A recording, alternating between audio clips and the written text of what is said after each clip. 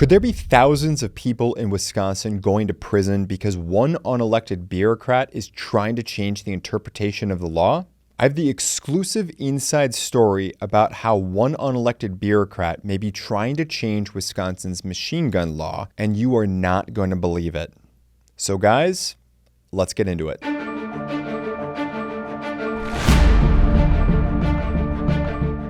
All right, by way of background, there are about 8,391 registered machine guns. We're talking actual machine guns, not what your aunt or cousin or whoever thinks is a machine gun, but actual legit Title II National Firearms Act machine guns. See a link to that in the description box below for source. Now, what many of you may not know is that it's actually legal to possess machine guns in the vast majority of states across the country. As we've covered here before, there's almost 180,000 privately owned registered machine guns across the country that accounts for, in any given year, 0 crimes across the United States. No, that is not a made-up statistic. That is all too true. In Wisconsin, the statute that we're dealing with is something called Wisconsin Statute 941.26 sub 3. I'm going to throw a link in the description box as well as a copy-paste there because it's simply too long and nitpicky to bore you all with. I'm going to draw your attention to the part that is relevant when we get there. So what's going on? I had a viewer reach out to me who said that, look, I was trying to get what's called a machine gun letter in Wisconsin. I'll explain that in a moment. To do so, he reached out to his chief law enforcement officer. Now, the chief law enforcement officer, who is not the bad guy in the story here, who evidently was unfamiliar with these so-called machine gun letters, and he did the natural thing, where he went up the chain of command and ultimately contacted the Attorney General's office here in the state of Wisconsin. Now, for those of you who may be unfamiliar, this is a very common thing. If a police officer doesn't know what to do, they go up their chain of command, they contact their sergeant, goes to the lieutenant, the captain, the chief, whoever. The chief may contact the DA. And sometimes if the DA doesn't know, or if it's just too obscure, maybe they'll go to the Attorney General's office for some sort of guidance on interpreting a law, a statute, or something else like that. So far, this is vanilla, good to go. The viewer got an email back from the chief of police, which read in part, quote, "I am being told I can't provide a letter to a citizen to purchase or possess a MG," end quote. MG being an abbreviation for a machine gun. So that may not mean anything to you if you don't know what I'm talking about.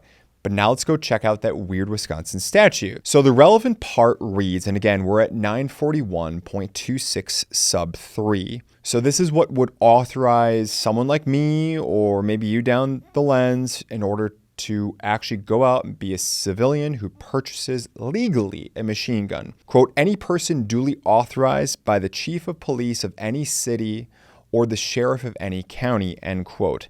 These are the people who are going to be allowed to possess machine guns. So you don't have to be in the National Guard, in the military, or police officer, provided that you are duly authorized by the chief of police of any city or the sheriff of any county, which importantly, by the way, does not mean it has to be your own. You could live in Milwaukee and get a chief of police in northern Wisconsin, okay? Or a sheriff from northern Wisconsin, as an example. This is not something that needs to come from yours. So what are these machine gun letters? Well, importantly, they do not need to come from your chief law enforcement officer. They can come from any chief law enforcement officer in Wisconsin. In other words, someone who lives in Dane or Milwaukee counties can get something from Waukesha, Washington, or northern Wisconsin. It does not have to be from your chief law enforcement officer. Any of them can authorize you. The magic wording that the ATF tends to look for, because the ATF will not approve your Form 4 machine gun transfer without one of these letters. The ATF is aware of this. They're looking for the magic words that you are duly authorized to purchase and possess a machine gun. For those of you who are choosing to purchase one through a trust or an instrument like that, the trust also needs to be included on that letter, including any other responsible parties. You can either do this as one letter per responsible party and one letter for the trust, or you can get one that just covers everything. For safekeeping, I also suggest that, of course, not only do you have your full name, your date of birth, ideally also an address as well. Really quickly, we appreciate you stopping by. Thanks for checking us out. Be sure to hit that like button. It's a free and easy way of supporting this video and this project and projects just like this, bringing you the news and the inside the ropes details that change our life and our world, but a lot of people do not see. My question for the discussion section in the comment field below is this. What do you think the Wisconsin Attorney General's office will do? Will they publicly change and fix this mistake, or will they double down, which can come by way of silence as well? Let me know what you think is going to happen next in the comment field below. Now back to the video. So you have all the pieces. Now let's start playing chess. What the Assistant Attorney General said basically is, yeah, you cannot provide an authorization letter. In other words, either A, no one can lawfully own or possess machine guns aside from law enforcement agencies and National Guard and so forth in Wisconsin, which would seem to then indicate that there's over 8,000 illegally possessed machine guns in Wisconsin.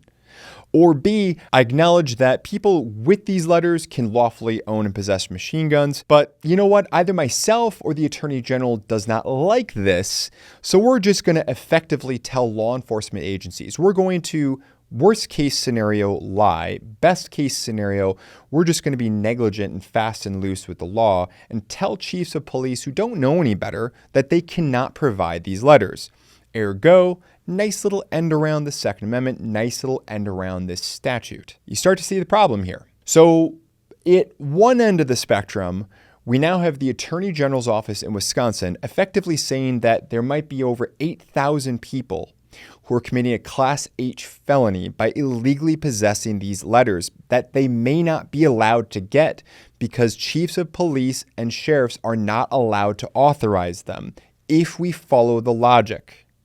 Right? For those of you playing along at home, a Class H felony, not the worst, but not a fun one either, up to 6 years in prison and or up to a $10,000 fine. Now, I want to be clear.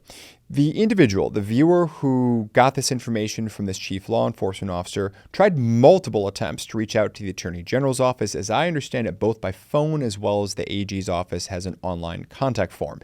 I did the same. I dropped my contact form to them on Tuesday, May 21st. At filming, we are now more than 60 days later, not one peep to either one of us. So either their system's broken, or they just don't care, or they have nothing to say and this is their position, which is the reason why I have finally caved, and with this viewer's permission, I'm making this video to go public about what the Attorney General's office in Wisconsin is doing to effectively, by executive fiat, try to change the interpretation of our laws and potentially endanger thousands of Wisconsinites in the process. I sincerely hope this is just some negligent mistake from the Attorney General's office. No one's perfect. I'm not expecting perfection.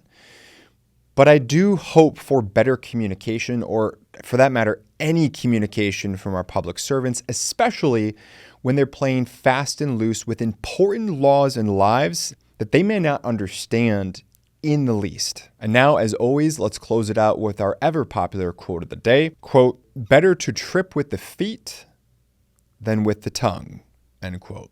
That one comes from a noted Stoic thinker, Zeno.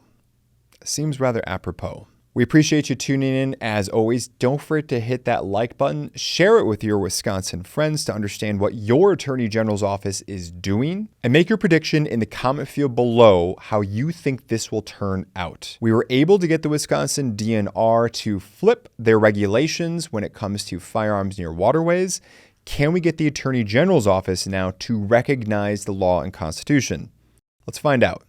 Thanks for sticking around to the end of the video. If you enjoyed this one, please feel free to check out some of our other great content, and we'll see you in the next one.